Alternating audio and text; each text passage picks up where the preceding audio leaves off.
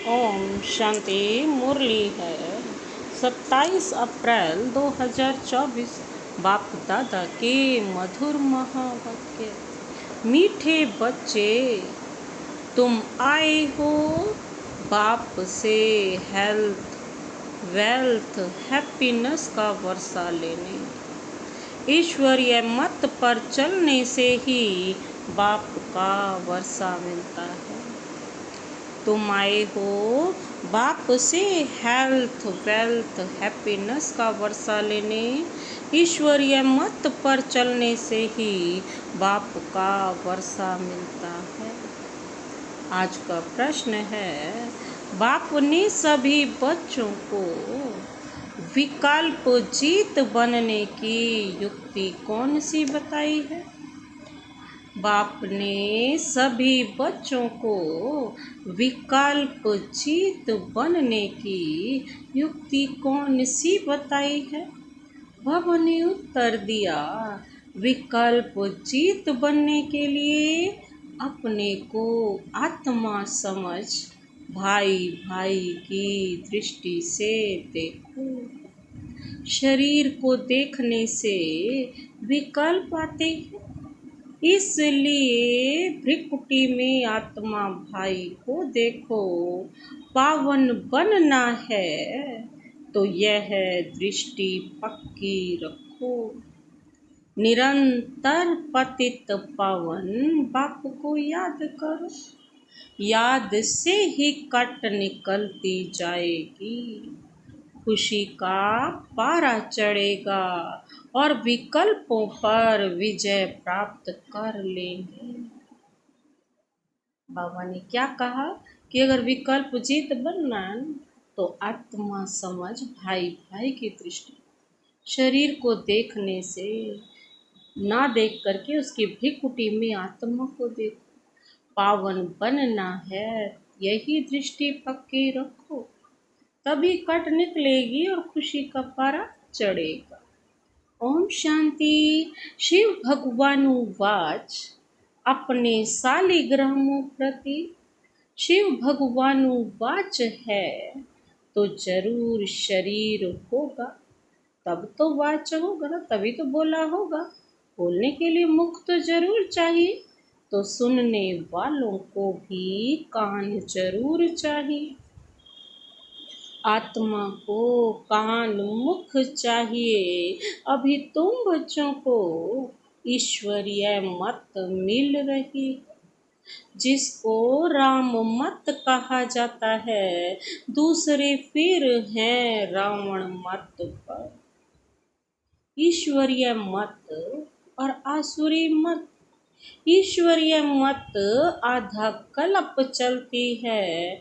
बाप ईश्वरीय मत देकर तुमको देवता बना देते।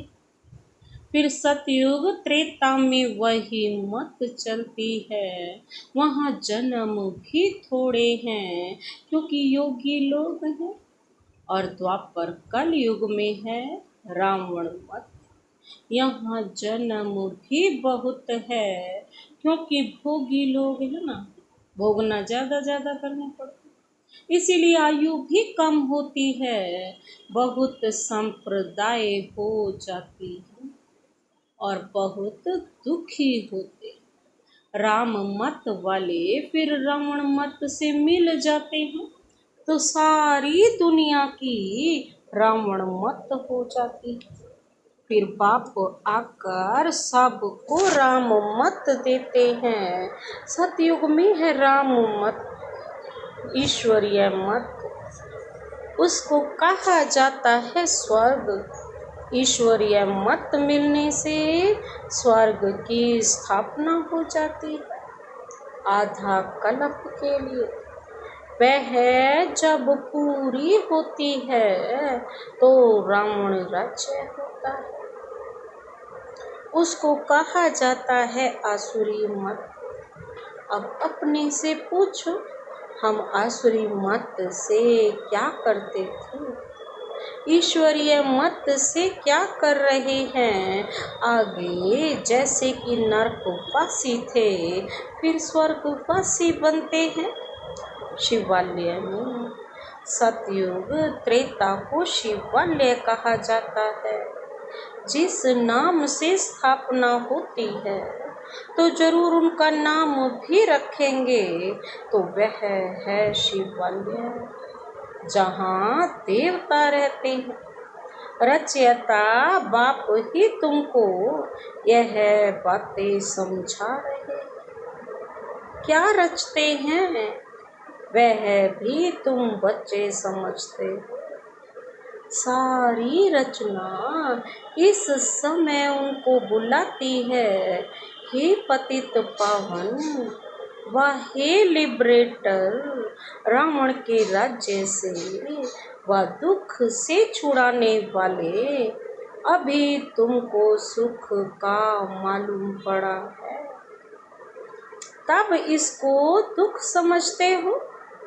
नहीं तो कई इसको दुख थोड़े ही समझते हैं। जैसे बाप नॉलेजफुल है, मनुष्य सृष्टि का बीज रूप है, तुम भी नॉलेजफुल बनते हो। बीज में झाड़ की नॉलेज होती है, परंतु वह है जड़। अगर चैतन्य होता तो बता देता। तुम चैतन्य झाड़ के, इसलिए झाड़ को भी जानते हो, बाप को भी कहा जाता है। मनुष्य सृष्टि का बीज रूप, सत चित्त आनंद स्वरूप। बाप को क्या कहा जाता है? वो सत्य भी है, चैतन्य भी है और आनंद स्वरूप। इस झाड़ की उत्पत्ति और पालना कैसे होती है, यह कोई नहीं जानते। सत्य तो एक शिव बाबा के और कोई बता ना सके। ऐसे नहीं नया झाड़ उत्पन्न होता है, यह भी बाप ने समझाया है। पुराने झाड़ वाले मनुष्य बुलाते हैं कि आकर रावण से लिबरेट करो, क्योंकि इस समय रावण राज्य है। मनुष्य तो न रचयिता है न रचना को जानते। खुद बाप बतला रहे हैं, मैं एक ही बार हेवन बनाता हूँ, हेवन के बाद फिर हेल बनता है।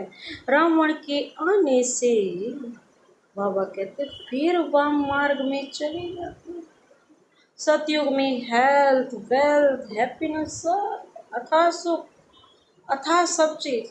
तुम यहाँ आए हो बाप से वर्षा ले, हेल्थ, वेल्थ, हैप्पीनेस का, क्योंकि स्वर्ग में कभी दुख होता नहीं। तुम्हारी दिल में है कि हम कलप कलप पुरुषोत्तम संगम युग में पुरुषार्थ करते।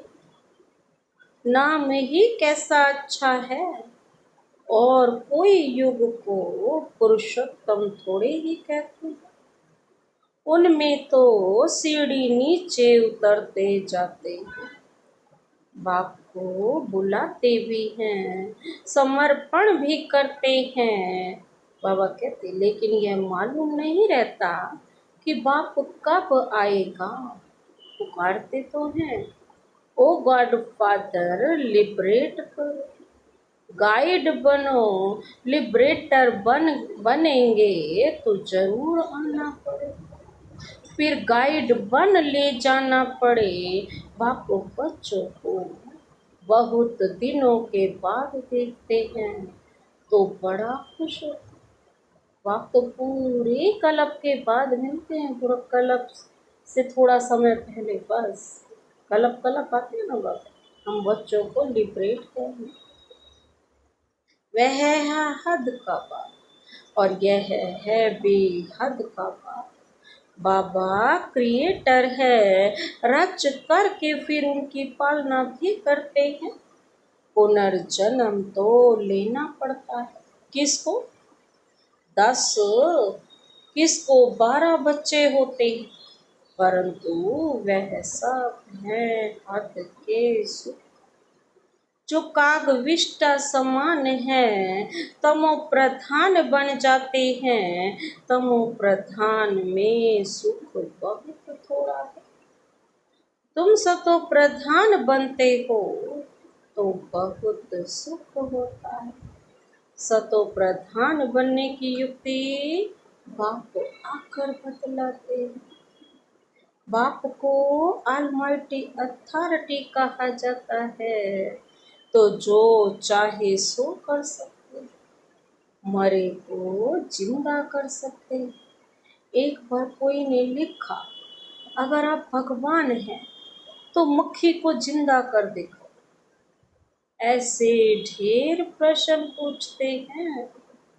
अब तुमको बाप ताकत देते हैं जिससे तुम रावण पर जीत पाते, बंदर से मंदिर लायक बनते हो। उन्होंने फिर क्या क्या बना दिया है। वास्तव में तुम सब सीताएं भक्तियां हो। तुम सबको रावण से छुड़ाया है। रावण द्वारा तुमको कभी भी सुख नहीं मिल सकता। इस समय सब जेल रावण की जेल में है, राम की जेल में नहीं कहेंगे। राम आते हैं रावण की जेल से छुड़ाने। रावण 10 सिर वाला बनाते और उनकी 20 भुजाएं दिखाई हैं। राम ने समझाया है कि 5 विकार पुरुष में और 5 विकार स्त्री में हैं। उनको कहते हैं रावण राज्य व 5 विकार रूपी माया का राज्य। ऐसे नहीं कहेंगे, इनके पास तो बहुत माया है, माया का नशा चढ़ा हुआ है। नहीं, धन को माया नहीं कहेंगे, माया तो विकारों को कहेंगे। माया का नशा चढ़ा हुआ, धन को संपत्ति कहा जाता है। तुम बच्चों को संपत्ति आदि बहुत मिलती है, तुमको कुछ भी मांगने की दरकार नहीं, क्योंकि बाबा कहते यह तो पढ़ाई है। पढ़ाई में मांगना होता है क्या? टीचर जो पढ़ाएंगे वह स्टूडेंट पढ़ेंगे, जितना जो पढ़ेंगे उतना पाएंगे। मांगने की बात नहीं, इसमें पवित्रता भी चाहिए। एक अक्षर की भी वैल्यू देखो कितनी है। पद्मा पदम, बाप को पहचानो, याद करो। बाप ने पहचान दी है, जैसे आत्मा बिंदी है वैसे मैं भी आत्मा बिंदी हूँ। वह तो एवर पवित्र है। शांति ज्ञान पवित्रता का सागर है। एक की ही महिमा है, सबका पोजीशन अपना अपना होता है। नाटक भी बनाया है कण कण में भगवान। जिन्होंने नाटक देखा होगा वह जानते होंगे। जो महावीर बच्चे हैं, बाबा कहते हैं उनको तो बाबा कहते हैं तुम फल कहाँ भी जाओ, सिर्फ साक्षी हो देखना चाहिए। अभी तुम बच्चे राम राज्य स्थापन कर रावण राज्य को खल्लास कर देते। यह है बेहद की बात। बाबा कहते यह कहानियां हद की बना दी हैं। तुम हो शिव शक्ति सेना। शिव ऑलमाइटी है ना, शिव की शक्ति लेने वाले, शिव की सेना तुम हो। उन्होंने भी फिर शिव सेना नाम रखा है। अब तुम्हारा नाम क्या रखें? तुम्हारा तो नाम रखा है प्रजापिता ब्रह्मा कुमार कुमारी। शिव की तो सभी संतान है, सारी दुनिया की आत्माएं उनकी संतान हैं। शिव से तुमको शक्ति मिलती है। शिव बाबा तुमको ज्ञान सिखाते हैं, जिससे तुमको इतनी शक्ति मिलती है जो आधा कल्प तुम सारे विश्व पर राज्य करते हो। तुम्हारी यह है योग बल की शक्ति और उन्हों की है बाहुबल की। भारत का प्राचीन राजयोग गाया हुआ है। चाहते भी हैं भारत का प्राचीन योग सीखें, जिससे पैराडाइज स्थापन हुआ था। कहते भी हैं क्राइस्ट से इतने वर्ष पहले पैराडाइज था। वह कैसे बना? योग से। तुम हो प्रवृत्ति मार्ग वाले सन्यासी और वह है निर्वृत्ति घर बार छोड़कर जंगल में चले जाने वाले से। ड्रामा अनुसार हर एक को पार्ट मिला हुआ है। इतनी छोटी सी बिंदी में कितना पार्ट है, इसको कुदरत ही कहेंगे। बाप तो एवर शक्तिवान गोल्डन एजेड है। अभी तुम उनसे शक्ति लेते हो। यह भी ड्रामा बना हुआ है। ऐसे नहीं कि 1000 सूर्यों से तेजों में है। वह तो जो जिसका भाव बैठता है तो उस भावना से देखते हैं। आंखें लाल लाल हो जाती हैं। बस करो, हम नहीं सहन कर सकते। जब विराट रूप का साक्षात्कार हुआ तो इतने तेज को कृष्ण सहन नहीं कर पाए, तो वो क्या बोला कि हम यह सूर्य तेजों में सहन नहीं कर सकते। बस करो। बाप कहते हैं वह सब भक्ति मार्ग के संस्कार हैं। यह तो नॉलेज है, इसमें पढ़ना है। बाबा कहते हैं यह तो नॉलेज है, इसमें पढ़ना है। बाप टीचर भी हैं, पढ़ा भी रहे हैं। हमको कहते हैं तुमको तमो प्रधान से सतो प्रधान बनना है। बाबा कहते सतो प्रधान बनना, बाबा ने समझाया है। क्या समझाया? Hear no evil, see no evil, speak no evil. तो बाबा क्या कहते, मनुष्यों को पता ही नहीं है कि यह किसने कहा है। पहले बंदर का चित्र बनाते थे, अभी मनुष्यों का बनाते रहते हैं। बाबा ने भी नलनी बच्ची का बनाया था। मनुष्यों को भक्ति का नशा कितना है। बाबा कहते हैं मनुष्यों को भी भक्ति का नशा बहुत है। भक्ति का राज्य है ना, अभी होता है ज्ञान का राज्य। फर्क हो जाता है। बच्चे जानते हैं बरोबर ज्ञान से बहुत सुख होता है। फिर भक्ति से सीढ़ी नीचे उतरते आते हैं।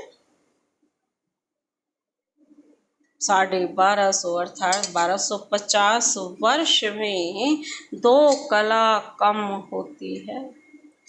बाबा कहते हैं 1250 वर्ष में कितनी कलाएं कम होती हैं? 2 कला कम होती है। चंद्रमा का मिसाल है ना, चंद्रमा को ग्रहण लगता है। बाबा कहते कलाएं कम होने लगती है ना, फिर धीरे धीरे कलाएं बढ़ती जाती हैं। बाबा कहते धीरे धीरे तो 16 कला होता है। वह है अल्पकाल की बात, यह तो है बेहद की बात।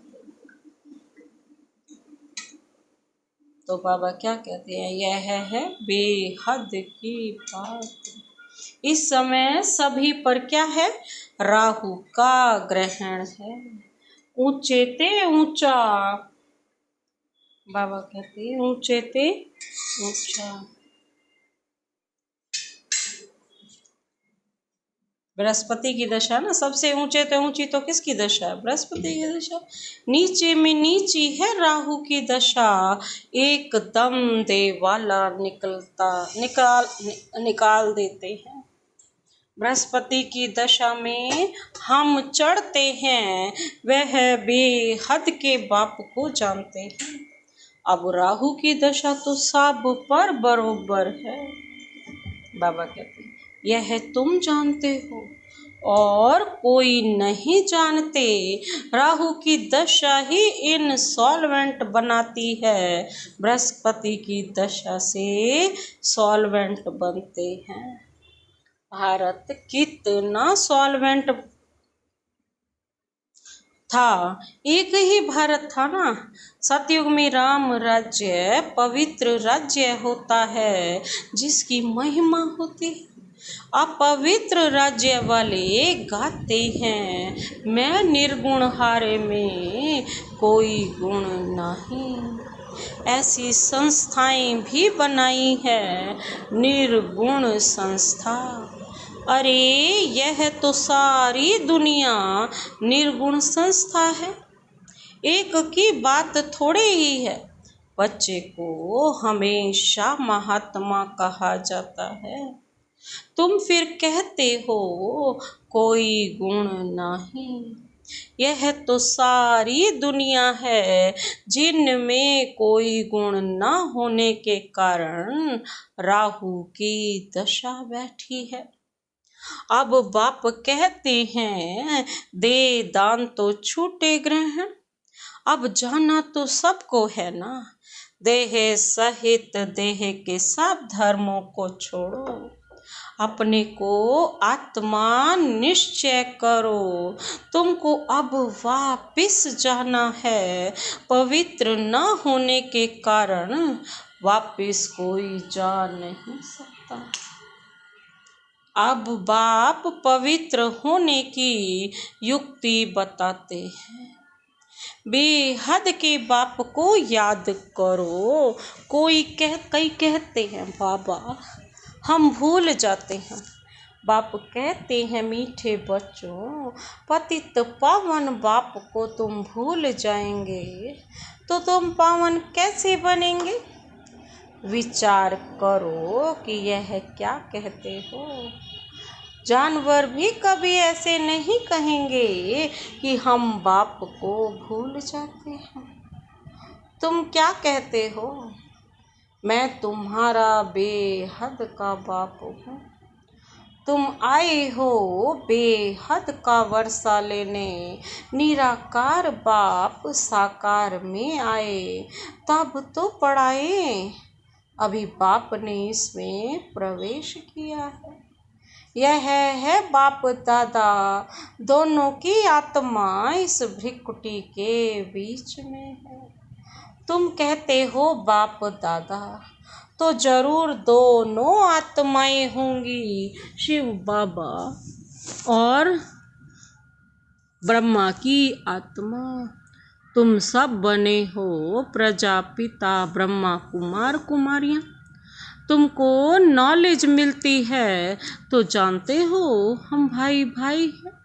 फिर प्रजापिता ब्रह्मा द्वारा हम भाई बहन बनते हैं, भाई बहन बनते हैं। यह याद पक्की चाहिए। परंतु बाबा देखते हैं कि बहन भाई में भी नाम रूप की कशिश होती है। बहुतों को विकल्प आते हैं, अच्छा शरीर देखकर विकल्प आते हैं। अब बाप कहते हैं अपने को आत्मा समझ भाई भाई की दृष्टि से देखो।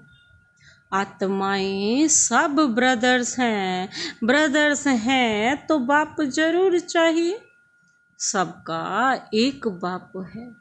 सभी बाप को याद करते हैं। अभी बाप कहते हैं सतो प्रधान बनना है तो माँ में कम याद करो।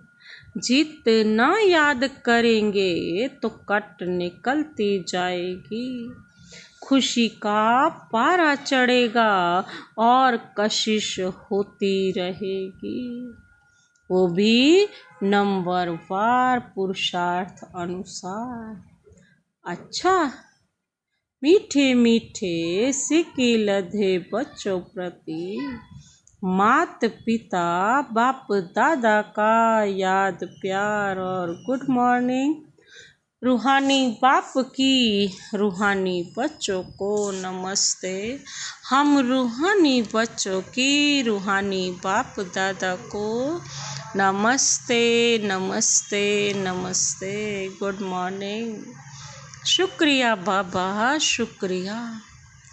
धारणा के लिए मुख्य सार है, पहला पॉइंट है पढ़ाई पर पूरा ध्यान देकर स्वयं को संपत्तिवान बनाना है, कुछ भी मांगना नहीं है। एक बाप की याद और पवित्रता की धारणा से पद्मा पदम पति बनना है। पढ़ाई पर बाबा कहते पूरा ध्यान देकर स्वयं को संपत्तिवान बनाना है।